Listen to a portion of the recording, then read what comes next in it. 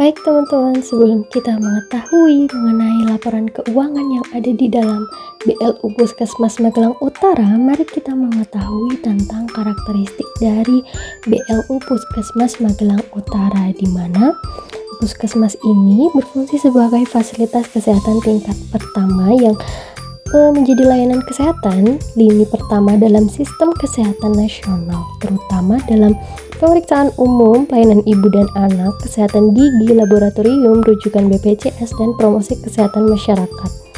Selain itu, Puskesmas Magelang Utara juga memiliki layanan kesehatan yang cukup lengkap, antara lainnya poli umum, poli gigi, poli KIA, poli anak, dan MTBS, laboratorium, apotek, rekam medis, konsultasi gigi, konsultasi sanitasi, layanan TB/DOT, layanan IMS, dan konsultasi berhenti merokok. Selain itu, Puskesmas Magelang Utara juga mengembangkan program promotif dan preventif, di mana program cek kesehatan gigi gratis, screening TB, edukasi kusta, imunisasi, pemeriksaan kesehatan keliling, dan pemberdayaan kader posyandu. Puskesmas Magelang Utara juga memiliki jaringan puskesmas pembantu atau pustu, di mana Pustu Keramat Utara, Pustu Proto Brangsan, Pustu Dumpoh, dan Pustu Wates. Selain itu, Puskesmas Magelang Utara juga mengutamakan pelayanan masyarakat dan inovasi, di mana puskesmas ini menekankan pelayanan ramah, cepat, dan mudah bagi peserta JKN, BPJS, serta memiliki sejumlah inovasi seperti isi pitung, gemaka pasti, HCC, Finding, Myco, Smart, SPJ, dan kader petisi. Dan karakteristik yang terakhir, Puskesmas Magelang Utara melayani rawat jalan dan kesehatan komunitas. Jadi selain pengobatan pasien, Puskesmas juga aktif dalam kegiatan kesehatan masyarakat berbasis komunitas. Contohnya seperti yang sudah saya jelaskan tadi, ada kader posyandu gitu ya, terus ada screening penyakit dan layanan spesialis keliling atau spailing. Nah, setelah kita mengetahui tentang karakteristik dari Puskesmas Magelang Utara, mari kita memasuki ke dalam laporan keuangan dan apa saja yang terdapat di dalam Puskesmas Magelang Utara. Halo teman-teman, kembali lagi dengan podcast kami. Kami di sini mengambil materi mengenai Puskesmas yang ada di Magelang Utara. Jadi di sini saya tidak sendiri, saya ditemani dengan 4 rekan saya yang akan menjadi narasumber pada podcast kali ini. Yuk ikut aku. Baik teman-teman, ini dia narasumber yang akan menemani aku selama podcast kali ini dengan teman saya Oki Harnawan, MP 4081. Perkenalkan, nama saya Devindra Wahyu Marta Nugraha sebagai narasumber 2 dengan NPM akhir 4030. Saya Ranita Yudita Drapsari dengan NPM akhir 4025. Dan saya Farareka Yuniar dengan NPM akhir 4027. Nah, dan yang terakhir dengan saya sebagai moderator pada sesi podcast kali ini. Perkenalkan, nama saya Anissa Cayaningrum dengan NPM akhir 4137. Baik, langsung saja ya. Ini sudah siap semua ya untuk saya wawancarai sebagai narasumber yang sangat hebat. Bagaimana, sudah makan? Kabarnya juga. Bagaimana kabarnya? Sudah sehat semua ya ini? Alhamdulillah Sudah sehat. siap. Oke, yang pertama nih saya mau nanya ke Mas Oki dulu. Oke, baik Mbak Cahya. Jadi gimana sih Mas Oki siklus akuntansi yang diterapkan di dalam BLU Puskesmas Magelang Utara, dan tolong berikan saya tuh contoh transaksi keuangannya yang ada di Puskesmas Magelang Utara itu. Oke, baik Mbak Cahya. Untuk siklusnya itu dimulai dari identifikasi transaksi keuangan yang terjadi selama kegiatan pelayanan selama 1 tahun. Nah, kemudian dicatat ke jurnal umum, kemudian diposting ke buku besar, kemudian disusun ke neraca saldo, dan dilakukan jurnal penyesuaian. Nah, kemudian untuk contohnya itu ada seperti penerimaan pembayaran pasien, kemudian klaim BPJS, pembelian obat dan alat kesehatan, serta pembayaran gaji tenaga kesehatan, serta biaya operasional seperti listrik dan internet. Seperti itu Mbak Cahya. Oh ya, oke, baik. Jadi pada intinya untuk siklus akuntansi itu masih sama ya, mau di sektor publik atau di akuntansi yang sering kita kerjakan atau sering kita temui di berbagai, misal di bank gitu, masih sama bahwa siklusnya itu yang pertama sudah pasti ada jurnal umum begitu. Betul sekali. Nah, yang kedua nih Mas Oki, laporan keuangannya itu ada apa saja yang wajib disusun oleh Puskesmas Magelang Utara yang sesuai dengan standar akuntansi pemerintah? Oke, baik, agar sesuai dengan standar akuntansi pemerintah atau SAP itu ada beberapa laporan ya, seperti laporan realisasi anggaran atau LRA, kemudian ada laporan operasional atau LO, kemudian ada neraca, kemudian ada laporan arus kas, dan juga ada catatan atas laporan keuangan atau CALK. Nah, laporan ini dapat membantu menunjukkan kondisi keuangan puskesmas serta jumlah pendapatan dan beban operasional serta penggunaan anggaran selama satu periode pelayanan. Seperti itu, Mbak. Oh, makasih Mas Oki, sangat lengkap sekali ya. Nah, tadi kan disebutkan bahwa ada laporan realisasi anggaran dan laporan operasional yang ada di BLU Puskesmas Magelang Utara ini. Nah, aku tuh masih sedikit bingung nih Mas Oki. Coba dong dijelasin perbedaan antara LRA dan laporan operasional itu. Oke, baik, untuk LRA itu digunakan untuk membandingkan antara anggaran yang telah direncanakan dengan realisasi penggunaannya. Nah, laporan itu berfokus pada pengelolaan anggaran dan penggunaan dana puskesmas. Nah, sedangkan laporan operasional atau LO itu digunakan untuk melihat pendapatan dan beban operasional yang terjadi selama kegiatan pelayanan kesehatan berlangsung. Dan laporan ini dapat diketahui apakah kegiatan operasional puskesmas mengalami surplus atau defisit. Nah, jadi LRA menilai pelaksanaan anggaran, sedangkan LO menilai hasil kegiatan operasional pelayanan kesehatan. Seperti itu, Mbak. Makasih. Jadi tadi kan yang pas saya tanya awal itu kan disebutkan bahwa ada klaim BPJS ya Mas Oki. Nah, bagaimana sih pencatatan klaim BPJS itu dalam laporan keuangan di Puskesmas Magelang Utara? Oke, untuk klaim BPJS itu dicatat sebagai pendapatan jasa layanan kesehatan. Nah, jika pembayaran dari BPJS belum diterima, maka dicatat terlebih dahulu sebagai piutang BPJS. Kemudian setelah dana diterima, kas bertambah dan piutang BPJS berkurang. Nah, pencatatan ini penting agar pendapatan pelayanan kesehatan tercatat dengan benar dan sesuai kondisi sebenarnya. Seperti itu. Baik, terima kasih. Jadi saya juga mau menanyakan lagi nih Mas Oki. Nah, setiap di transaksi atau setiap ada kita melakukan yang berhubungan dengan uang itu kan sangat krusial ya. Nah, untuk melakukan pencatatannya kan juga harus terstruktur atau ada siklus tersendiri nih Mas Oki. Nah, bagaimana sih siklus penerapan siklus akuntansi ini dapat membantu meningkatkan kualitas pelayanan kesehatan yang ada di Puskesmas Magelang Utara? Karena yang seperti kita ketahui, karena kalau tidak terstruktur atau siklusnya itu tidak benar kan sangat jomplang gitu kan. Masa dari jurnal umum langsung kita masukkan ke jurnal penutup itu kan kurang ya, nggak cocok gitu. Nah, penerapan siklus akuntansi ini dapat membantu Puskesmas dalam mengelola dana pelayanan kesehatan secara tertib, efisien, dan transparan. Dengan catatan yang baik, pihak Puskesmas dapat mengetahui kondisi keuangan secara jelas, termasuk jumlah pendapatan, pengeluaran, dan kebutuhan operasionalnya. Nah, kemudian informasi tersebut dapat membantu manajemen dalam mengambil keputusan seperti pengadaan obat, pembelian alat kesehatan, perbaikan fasilitas, dan peningkatan pelayanan kepada masyarakat. Nah, selain itu, pengelolaan dana yang baik juga membantu menghindari pemborosan anggaran, sehingga dana pelayanan dapat digunakan secara maksimal. Nah, dengan demikian, pelayanan kesehatan kepada masyarakat dapat berjalan lebih lancar, efektif, dan juga berkualitas. Oke, barusan kan kita sudah mengetahui nih bagaimana penerapan siklus ini dapat meningkatkan kualitas. Nah, yang akan saya tanyakan sekarang nih Mas Oki, manfaatnya itu apa? Manfaat penerapan akuntansi sektor publik ini bagi pengelolaan dana pelayanan kesehatan yang ada di Puskesmas. Oke, baik, untuk penerapan itu bisa memberikan manfaat dalam menciptakan transparansi dan akuntabilitas penggunaan dana pelayanan kesehatan. Nah, seluruh penerimaan dan pengeluaran dana dicatat secara jelas sehingga mempermudah proses pengawasan dan audit. Nah, selain itu, sistem akuntansi juga dapat membantu Puskesmas dalam mengontrol penggunaan anggaran agar lebih efisien dan sesuai kebutuhan pelayanan masyarakat. Nah, informasi keuangan yang dihasilkan juga dapat digunakan sebagai dasar pengambilan keputusan dan penyusunan anggaran pada periode berikutnya. Nah, dengan adanya akuntansi sektor publik, pengelolaan dana pelayanan kesehatan menjadi lebih tertib dan dapat dipertanggungjawabkan kepada pemerintah maupun masyarakat. Nah, ada nggak sih Mas dampak yang bisa saja terjadi nih jika siklus akuntansinya itu tidak berjalan dengan baik? Oke, untuk dampak jika siklus akuntansi tidak berjalan dengan baik itu seperti laporan keuangan dapat menjadi tidak akurat dan penggunaan dana sulit dikendalikan. Nah, hal ini dapat menyebabkan pemborosan anggaran, kemudian keterlambatan pengadaan obat, dan terganggunya pelayanan kesehatan kepada masyarakat.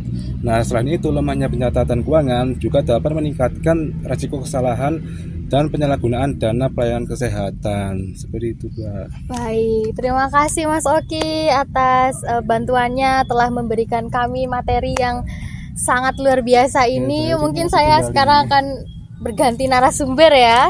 Baik. Kita akan berganti ke Mas Davin. Nah, Silakan, Mbak Saya. yang pertama nih Mas Davin, saya akan menanyakan bagaimana sih laporan keuangan yang terdapat dalam BLU Puskesmas Magelang Utara ini. Oh, baik, Mbak Saya. Sebelumnya mohon maaf Mas Oki, boleh minta tolong ininya Ya, untuk baik.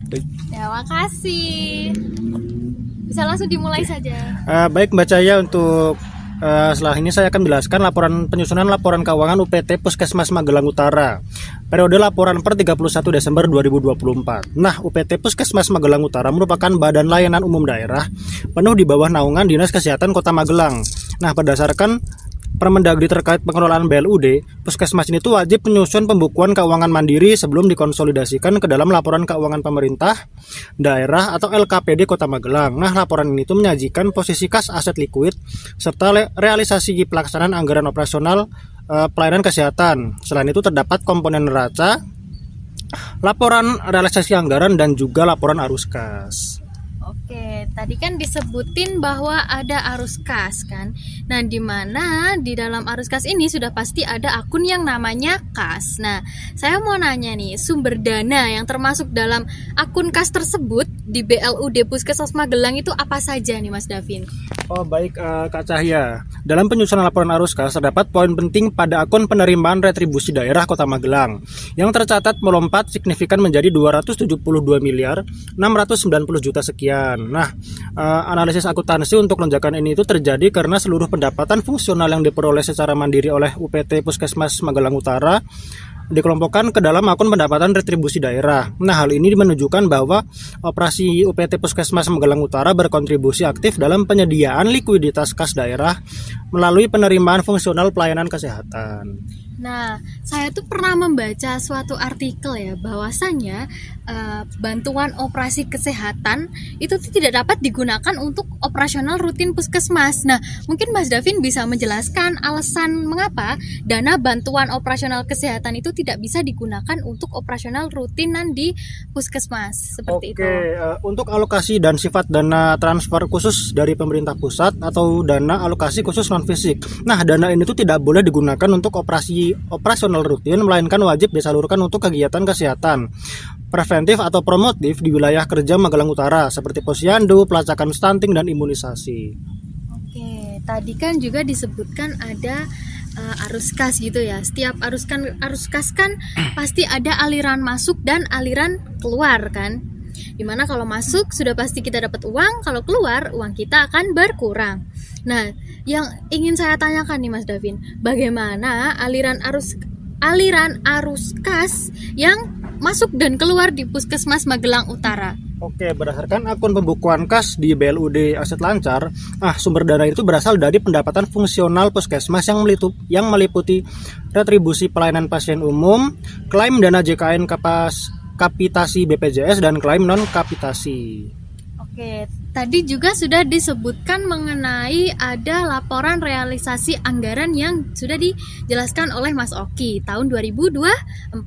Nah, yang ingin saya tanyakan nih Mas Davin, berapa sih tingkat serapan anggaran sektoral BLUD berdasarkan LRA atau laporan realisasi anggaran puskesmas yang terjadi pada tahun 2024? Baik Mbak Cahya, merujuk pada target makro dokumen pelaksanaan anggaran DPA dan laporan kinerja Dinas Kesehatan, berikut adalah struktur pos pengeluaran anggaran pelayanan kesehatan. Nah, untuk pagu anggarannya ini sebesar 301 miliar 692 juta sekian.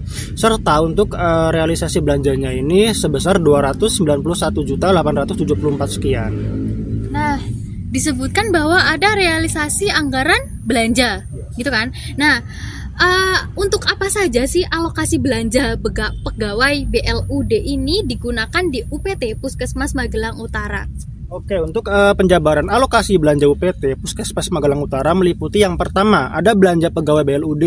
Ini tuh digunakan untuk membiayai jasa pelayanan seperti dokter, perawat, bidan, serta pemenuhan honorarium tenaga puskesmas non-ASN atau kontrak di Puskesmas Magelang Utara. Yang kedua, ada belanja barang dan jasa BLUD. Ini tuh dialokasikan untuk operasional harian kantor seperti pembelian obat-obatan, e-katalog, bahan habis pakai laboratorium, pengisian tabung oksigen, serta biaya listrik, air, dan internet puskesmas. Dan yang ketiga adalah belanja modal BLUD. Ini tuh digunakan dalam hal puskesmas melakukan pengadaan instrumen medis baru atau renovasi skala kecil pada ruang periksa atau pendaftaran demi menjaga mutu akreditasi pelayanan. Oke, baik. Berarti materi yang Mas Davin sampaikan ini berkaitan dengan arus kas yang ada di Puskesmas Magelang Utara. Baik, terima kasih sekali Mas Davin, sangat transparan ya aliran masuk dan keluarnya. Mungkin sekarang saya akan berpindah narasumber nih. Kira-kira siapa ya narasumber yang akan saya pilih? Saya? Enggak. Oh, bukan. Saya nggak akan milih kamu dulu. Saya mau ke Mbak Ranita dulu Oke, nih. boleh. Boleh tolong dipegangin? Boleh. Terima kasih. Bagaimana kabarnya Mbak Ranita? Alhamdulillah baik. Alhamdulillah. Mbak Cahaya Masih gimana semangat ya? kabarnya?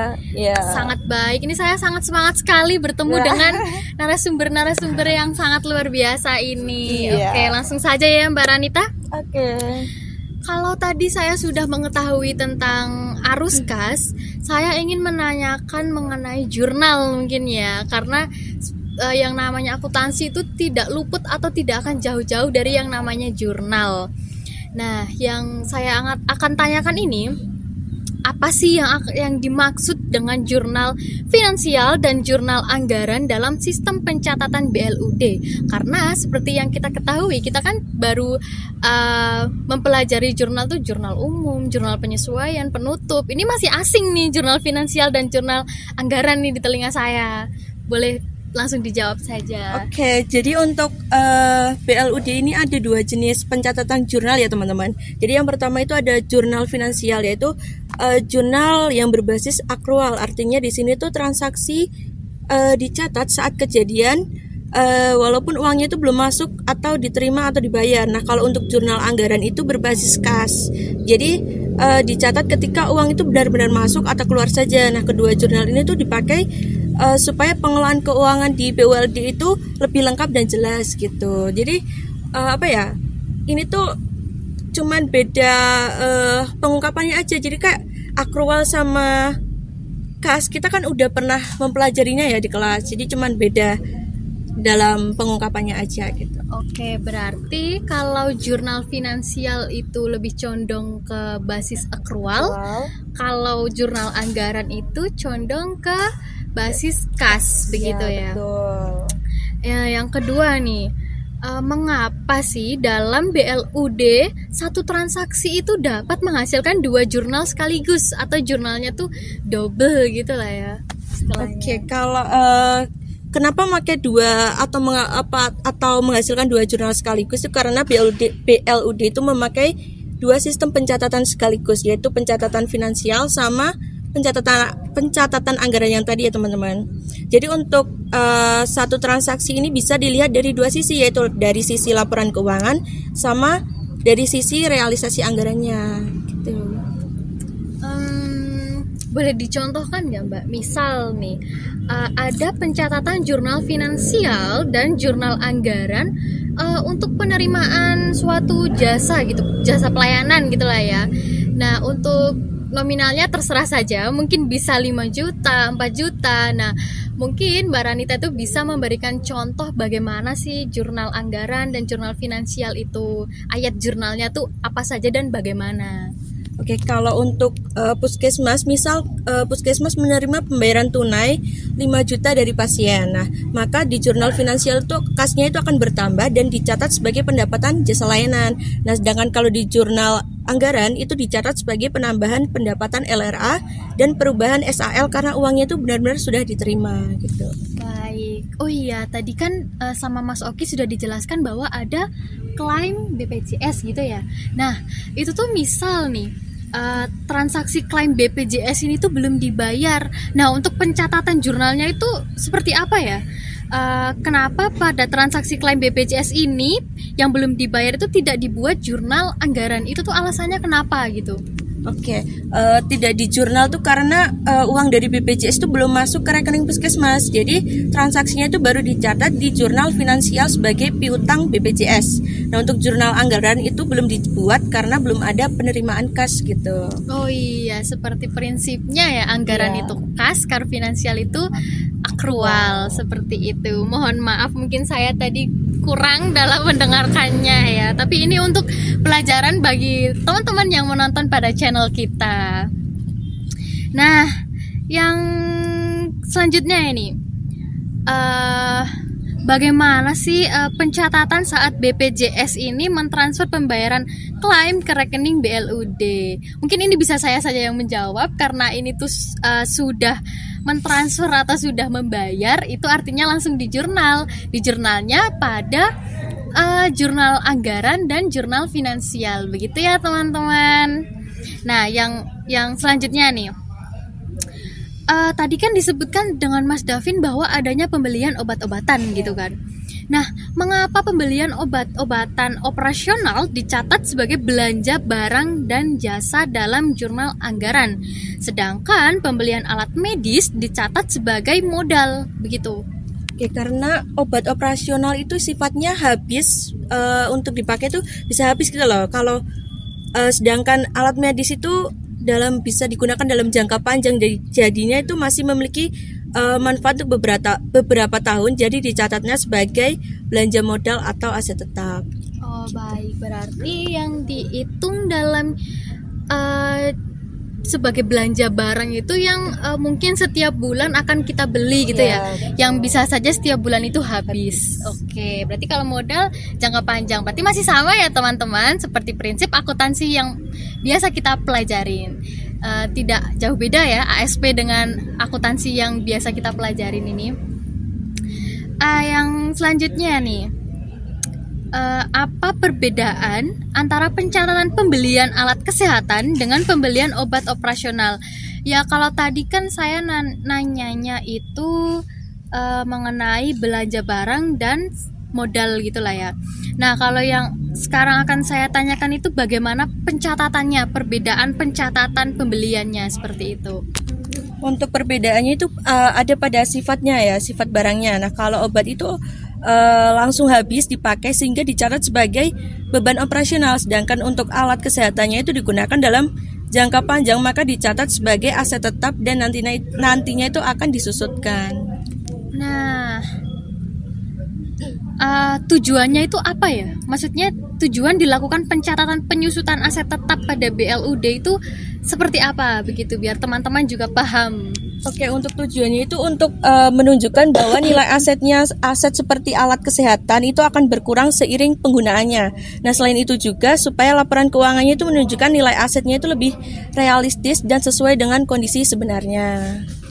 Oke, Mbak Ranita. Nah, untuk pertanyaan yang selanjutnya nih, mungkin teman-teman yang menonton juga masih bingung ya, apa itu perubahan SAL, karena dari tadi juga dari Mas Oki dan Mas Davin tidak ada menyebutkan tentang perubahan SAL.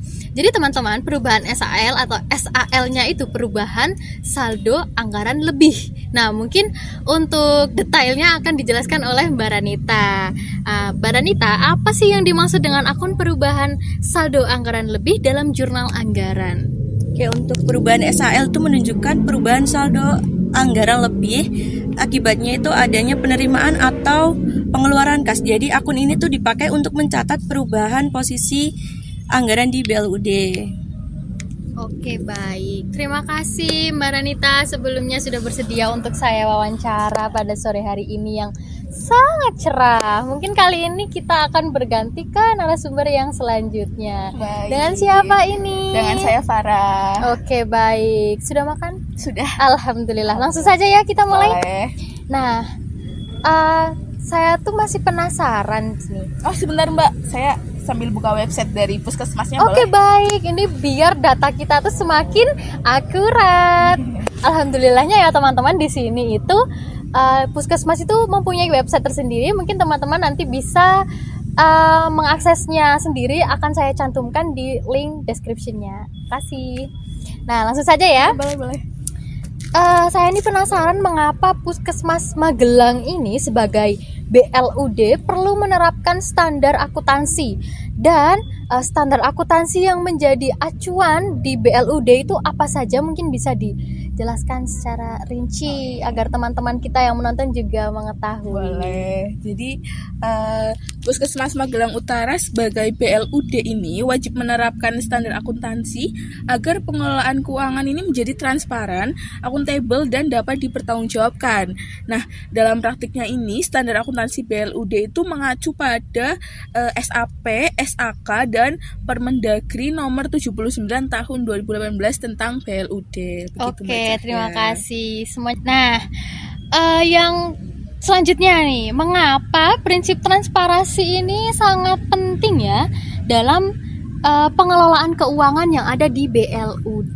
Jadi menurut basis akrual, pencatatan ini dilakukan saat transaksi terjadi. Nah, bukan saat kas diterima atau dibayar. Jadi pendapatan dan biaya langsung ini dicatat ketika muncul. Kemudian aspek kedua itu transparansi. Jadi seluruh pengelolaan keuangan ini harus terbuka dan dapat diperiksa. Kemudian aspek selanjutnya ada akuntabilitas. Nah, setiap penggunaan dana ini harus dapat dipertanggungjawabkan kepada pemerintah dan masyarakat.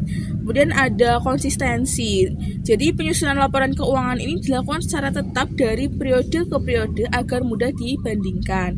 Kemudian yang terakhir itu ada aspek pengungkapan lengkap. Yang dimaksud ini adalah semua informasi itu penting dalam laporan keuangan, jadi harus disampaikan secara jelas gitu. Oke, terima kasih. Nah, untuk pertanyaan yang selanjutnya ini sebenarnya tadi sudah dijelaskan oleh Mas Oki. Tapi untuk mempertajam ingatan teman-teman, saya akan menanyakan lagi kepada Mbak Farah. Nah, mungkin bisa disebutkan nih laporan keuangan yang wajib disusun oleh BLUD Puskesmas itu apa saja dan seperti apa? Oke, mungkin saya akan sebutkan ya, yang wajib disusun oleh BLUD Puskesmas itu meliputi neraca, kemudian ada laporan operasional, kemudian ada laporan arus kas, dan ada laporan perubahan ekuitas, kemudian ada laporan realisasi anggaran, dan terakhir harus ada catatan atas laporan keuangan. Oke, baik. Catatan atas laporan keuangan itu sangat penting dan sudah pasti ada di setiap laporan keuangan ya, Betul. teman-teman. Karena itu untuk memperjelas angka-angka yang telah kita susun itu asalnya itu dari mana, begitu. Nah, untuk yang selanjutnya nih, apa saja sih manfaat penerapan SAP dan SAK bagi laporan keuangan di Puskesmas? Mungkin bisa dijelaskan SAP itu singkatan dari apa, SAK itu singkatan dari apa? Siapa tahu teman-teman malah taunya SAK itu sarjana akuntansi, kan kita tidak ada yang Oke. tahu begitu. Jadi untuk singkatan SAP sendiri itu merupakan standar akuntansi pemerintahan, sedangkan untuk SAK itu adalah standar akuntansi keuangan. Nah, dalam penerapannya Puskesmas Magelang Utara ini sebagai BLUD diharapkan mampu bermanfaat kepada masyarakat. Oke, baik. Untuk SAP sendiri itu singkatan dari standar akuntansi pemerintahan, dan untuk SAK itu merupakan singkatan dari standar akuntansi keuangan. Nah, dalam penerapannya itu Puskesmas Magelang Utara itu diharapkan mampu untuk mengelola pendapatan layanan kesehatan itu secara mandiri. Kemudian Puskesmas juga dapat meningkatkan efisiensi penggunaan anggaran, dan Puskesmas juga dapat memberikan pelayanan kesehatan yang lebih baik kepada masyarakatnya, begitu. Oke, terima kasih. Jadi sudah bisa dipahami ya teman-teman bahwa SAK itu jangan dipikir bahwa itu sarjana akuntansi, tapi SAK itu standar akuntansi keuangan. Nah, baik teman-teman, jadi itulah yang materi yang mungkin bisa kami sampaikan melalui podcast kecil-kecilan kita dengan 4 narasumber yang sangat luar biasa ini. Mungkin untuk teman-teman yang kangen dengan podcast kita akan selalu tayang kok setiap Selasa di minggu depan. Setiap minggu, setiap Selasa kami akan tayang memberikan podcast tentang materi-materi dalam sistem akuntansi pemerintahan. See you next time.